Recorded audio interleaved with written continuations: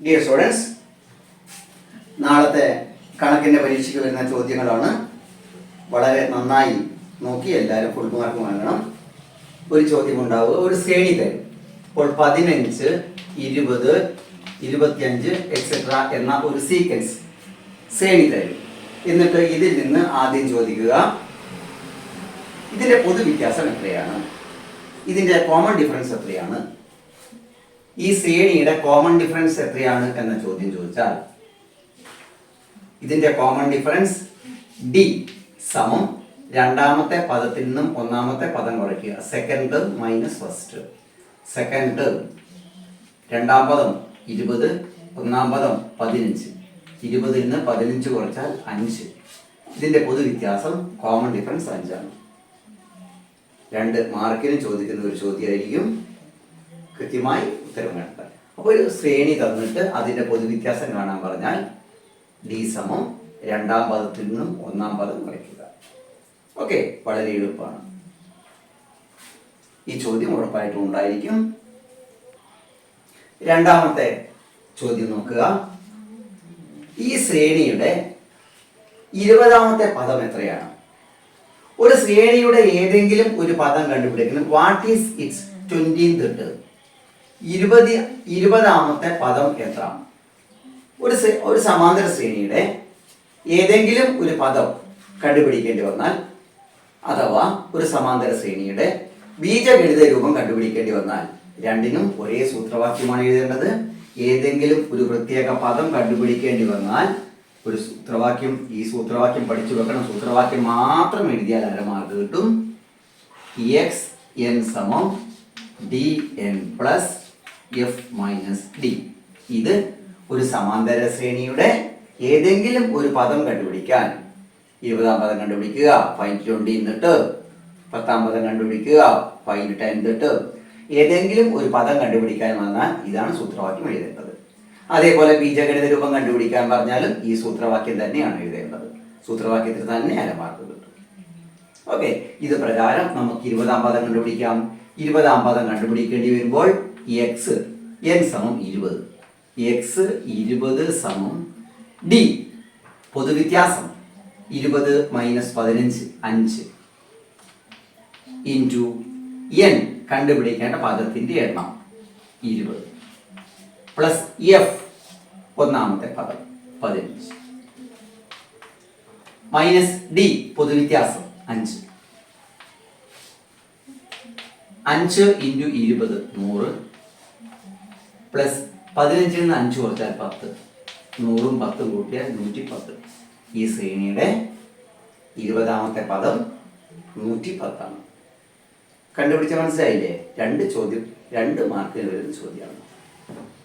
Okay, നമുക്ക് അടുത്ത ചോദ്യത്തിലേക്ക് പോകാം. 3ാമത്തെ ചോദ്യത്തിലേക്ക് പോകാം. ഈ ശ്രേണിയുടെ ആൾജിബ്രായിക് എക്സ്പ്രഷൻ, അതായത് ബീജഗണിത രൂപം കാണണം. ബീജഗണിത രൂപം കാണാൻ ഞാൻ നേരത്തെ പറഞ്ഞു, ഏതെങ്കിലും പദം കാണാൻ പറഞ്ഞാലും ബീജഗണിത രൂപം കാണാൻ പറഞ്ഞാലും സൂത്രവാക്യം ഒന്ന് തന്നെയാണ്. എക്സ് എൻ സമം D N plus F minus D. ബീജഗണിത രൂപം കാണുമ്പോൾ എന്നിന് വില കൊടുക്കേണ്ടതില്ല, ബാക്കിയെല്ലാം വിലയും കൊടുത്താൽ മതി. അപ്പോൾ എക്സ് എൻ സമം ഡി നമ്മൾക്കറിയാം, 20ൽ നിന്ന് 15 കുറച്ചാൽ കിട്ടുന്ന 5. എന്നിന് വില കൊടുക്കേണ്ടതില്ല. പ്ലസ് എഫ് ഒന്നാം പദം minus D 5 into N 5n plus 15ൽ നിന്ന് 5 കുറച്ചാൽ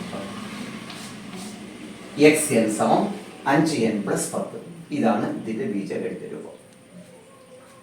ഓക്കെ, ബീജഗണിത രൂപം കണ്ടെത്താൻ 2 മാർക്കാണ് ഉണ്ടാവുക. സൂത്രവാക്യം പദം കണ്ടെത്തേണ്ട അതേ സൂത്രവാക്യമാണ്. ഓക്കെ, നമുക്ക് 4ാമത്തെ ചോദ്യത്തിലേക്ക് പോകാം. ഈ ശ്രേണിയുടെ ആദ്യത്തെ 8 പദങ്ങളുടെ തുക കാണുക. ഈ ശ്രേണിയുടെ ആദ്യത്തെ 8 പദങ്ങളുടെ തുക കാണുക. Find the sum of first 8 terms. ആദ്യം നമുക്ക് തുക കണ്ടെത്തേണ്ട സൂത്രവാക്യം എഴുതണം.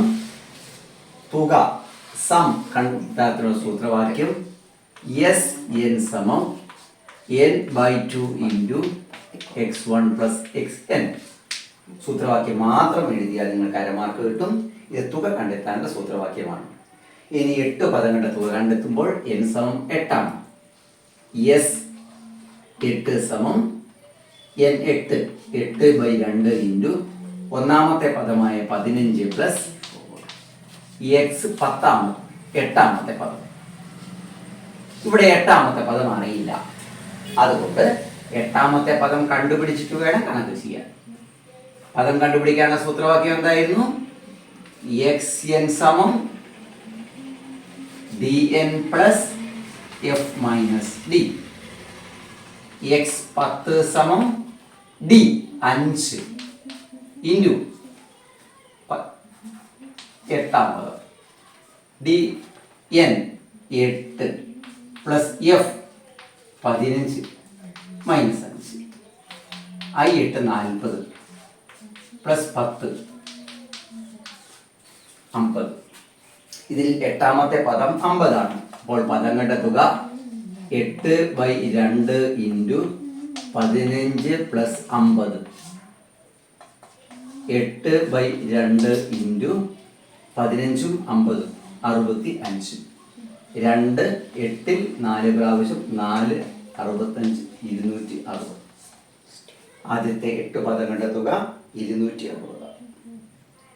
ഓക്കെ, ഇതായിരിക്കും 2 മാർക്കിനുള്ള ചോദ്യമാണിത്. അപ്പം ഒരു ശ്രേണി തന്നിട്ട് ചോദ്യങ്ങൾ ചോദിക്കുന്നത് ഈ 4 ചോദ്യമാണ്. ഓരോ ചോദ്യത്തിനും 2 മാർക്ക് വെച്ച് 8 മാർക്ക് കിട്ടും. ഓക്കെ, നമുക്ക് രണ്ടാമത്തെ ടൈപ്പ് ചോദ്യത്തിലേക്ക് പോകാം. നിങ്ങൾക്ക് ഒരു സമാന്തര ശ്രേണിയുടെ ബീജഗണിത രൂപം തരും. ബീജഗണിത രൂപം അഥവാ n-ാം പദം, nth ടേം, അൾജിബ്രായിക് എക്സ്പ്രഷൻ നിങ്ങൾക്ക് തരും. എന്നിട്ട് നിങ്ങളോട് ചോദിക്കും ഇതിൻ്റെ 1-ാം പദം എത്ര, x1 എത്ര. 1-ാം പദം കണ്ടുപിടിക്കണമെങ്കിൽ n-ന് 1 എന്ന വില കൊടുക്കണം.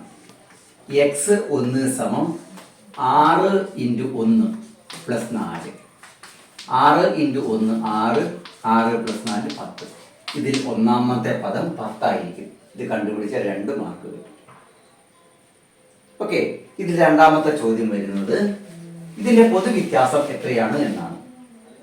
ഒരു സമാന്തര ശ്രേണിയുടെ ബീജഗണിത രൂപം തന്നതിന് ശേഷം പൊതുവ്യത്യാസം എത്രയാണെന്ന് ചോദിച്ചാൽ നേരിട്ട് ഉത്തരം എഴുതിയാൽ മതി.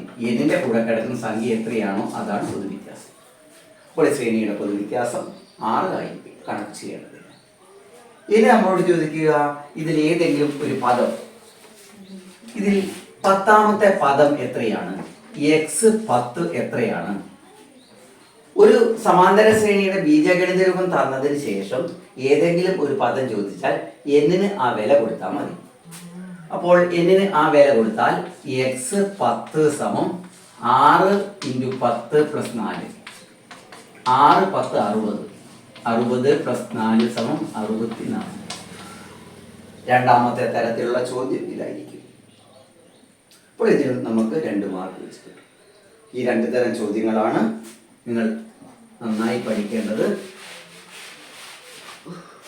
ചോദ്യങ്ങൾ വ്യക്തമായി ഇന്ന് പറഞ്ഞ ചോദ്യങ്ങളൊക്കെ നന്നായി പഠിച്ചിട്ട് വേണം നാളെ പരീക്ഷയ്ക്ക് വരാൻ.